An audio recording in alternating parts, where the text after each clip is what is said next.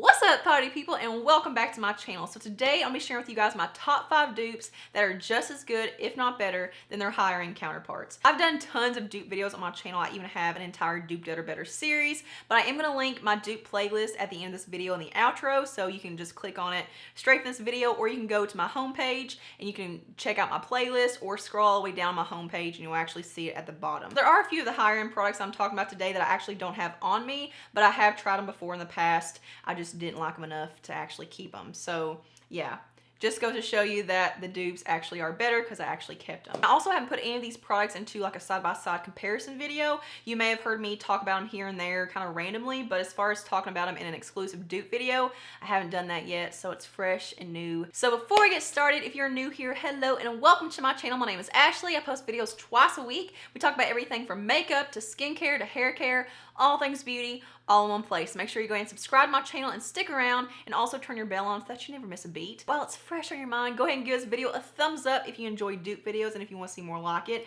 I know you haven't watched it yet, but you're gonna enjoy it. And without further ado, here are my top 5 dupes that are just as good, if not better, than the higher end counterparts. So dupe number 1 is the CoverGirl Ultrafine Brow Pencil versus the Anastasia Brow Wiz. This is one you guys have heard me talk about numerous times, but never in an actual dupe video. There are a trillion dupes for the Anastasia Brow Wiz. Literally every single brand on the market has a dupe for Brow Wiz now. But really, this is the only one that I've tried of it, just because I didn't really think I was ever gonna be into it, just because I usually don't like that little fine, precise tip. I like something a little bit more chunky that will get the job done a little bit faster. But I love the Anastasia Brow Wiz. It's $21. It's kind of expensive, and if you use this every single day, you can use it up in about 3 or 4 weeks. So yeah, a little bit does not go a very long way, but it's a very good product, and soft brown is my perfect shade. I've never gone for anything that says soft brown before, but it is literally perfect. The one that I have in the CoverGirl one is honey brown, which again, I would never go for anything that says honey in it, but it's just a little bit darker than soft brown, but both of these work for me in their own way. Like they're both perfect in their own ways. But the CoverGirl pencil is literally an exact dupe. From the formula to the spoolie to the size, the consistency, everything about it is identical to the Anastasia Brow Wiz. So this is like $8, this is $21. So if you don't want to spend the money on the Anastasia Brow Wiz, the CoverGirl one is extremely underrated, and it's so amazing. So dupe number 2 is one of the ones I don't have the higher end counterparts on me, just because I didn't like it enough to keep it. And this is one that I've tried probably 2 or 3 separate times. Like I would buy it, test it out for a little while, not like it, return it, and then later on, you know, I would hear about it so much in videos, I would feel kind of guilty for not liking it and think that there was something wrong with me, so I'd go back out and try it again. So this is the e.l.f. 16-Hour Camo Concealer versus Tarte Shape Tape. Shape Tape just didn't do anything for me. I wanted to like it so much. It's $24. Actually, I think they went up to like $27. I'm not really sure. It's in like the mid 20 range. It just didn't perform the same way for me as it does for everyone else. It was extremely drying under my eyes. It was very matte. I don't like a super matte concealer because I feel like matte just emphasizes lines and it can tend to crease, but it just really aged my under eye area. I like the coverage that I got from it, and it blended out fine, but it just didn't wear very well throughout the day. It just made me look a lot older. This e.l.f. concealer is everything that Shape Tape isn't for me. Like, it corrects everything I don't like about Shape Tape. Just like Tarte's, it's extremely high coverage, it's super opaque and pigmented, and it even has that really like giant doe foot applicator that packs on a good amount of product. It just lays it down really nicely without picking up anything or making it look streaky or patchy, but it wears so much better. It's so much more smooth looking, and I wouldn't call it hydrating. It's just not as mattifying and as drying. It doesn't enhance texture, it doesn't crease or fade or anything on me. It holds up extremely well throughout the day, but if you can find your shade, this, in my opinion, is way better. So next up is a dupe for the infamous best-selling NARS Orgasm Blush. This is another one that I don't have on me, but I did try it probably a couple of years ago, and this is the most common shade of blush on the market. Like, I feel like NARS really is the originator, so I do want to give them respect and give them credit for doing that, because this is the most universally flattering complimentary shade. It works on every skin tone, but I feel like it's so overdone, and it's just like Anastasia Brow Wiz, where every single brand has at least one dupe for it. But I will say that I feel like NARS Orgasm is kind of overrated as far as the formula goes. I did hear a couple of years ago they actually changed the formula somehow, and people were kind of complaining and saying that it wasn't as good.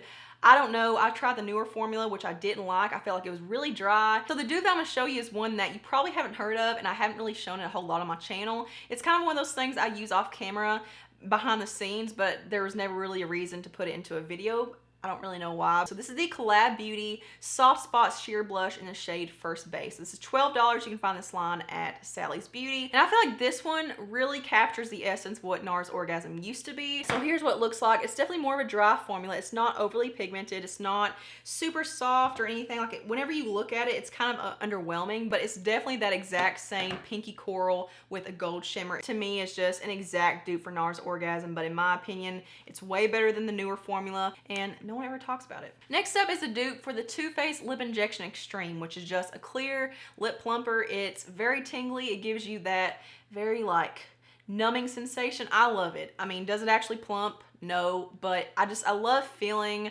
something on my lips. If it feels like nothing, I usually don't really enjoy it. So that one is $29. I did try this several years back and I loved it, but $29 for a lip gloss, like that's just like...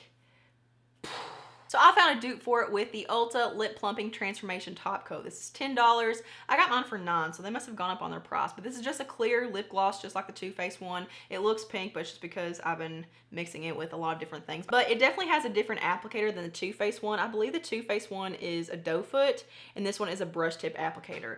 And you have to be careful with that because I feel like this, it packs on a lot of product, and this is kind of more of a heavy formula. If you apply too much, it can make your lipstick melt down faster and bleed. Be very sparing with it and not apply as much, but this gives you that exact same like strong tingling sensation to your lips, and it just feels very minty and cooling, and it does improve the wear of your lipstick if you apply the right amount, especially if you just kind of keep it in the center of your lips and not apply it all over. You really can't beat it. So the last dupe I have to show you guys is one for the Morphe 35 pan eyeshadow palettes. Now this isn't necessarily a save you money kind of dupe. I mean, it definitely can be depending on where you find it. Like I've seen different prices for the dupe, so it just kind of depends on where you pick it up at, but this is more of a, I don't want to support this brand, so here's an alternative that will give you the same kind of effect. So Morphe palettes used to be like $18, or if not cheaper. Like they used to be so cheap, and that's just how they got started. But now they're going up to like $25, and then the collaboration palettes are like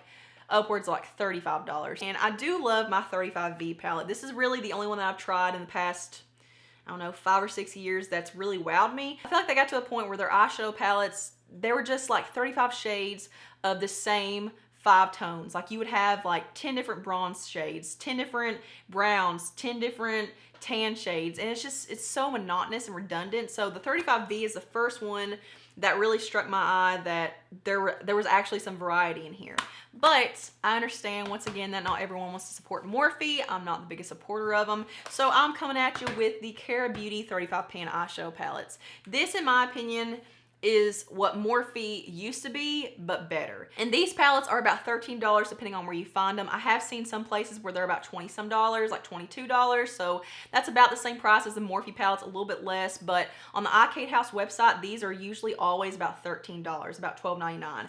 And the shade selection in these palettes is incredible. Unlike the Morphe palettes, I feel like every shade has its own purpose. Like every shade is different in its own way, and you don't have 35 of like the 5 or 6 same tones. Like there's some variety in here. So this one is the ES20 palette. I have probably about 4 or 5 of these. The formula of these Cara palettes, they are so good. They are one of my favorite eyeshadow formulations. They're pigmented, but not overly pigmented. They're super easy to work with. They're soft, very blendable. The shimmers are beautiful. They're so fine, like everything is so finely milled, but the shimmers, they build up really nicely. They look very high quality in the eyes, and I have literally nothing bad to say about these palettes. And Morphe is also one that's kind of inconsistent. Like one shade may be good, and then a shade like 3 doors down could be absolutely horrible and patchy. But I feel like the Cara ones are consistent across the board in texture and formula, and I actually like them so much better. So that is it for my top 5 dupes. I hope you guys enjoyed it. Once again, stay tuned till the end to see my entire dupes playlist, and my list goes a lot longer than just 5. So if you want to see more of these videos, make sure you give it a thumbs up and stick around, because I love dupes and I love saving some money. So yeah, thank you guys so much for watching, and I will see you in my next one. Mwah.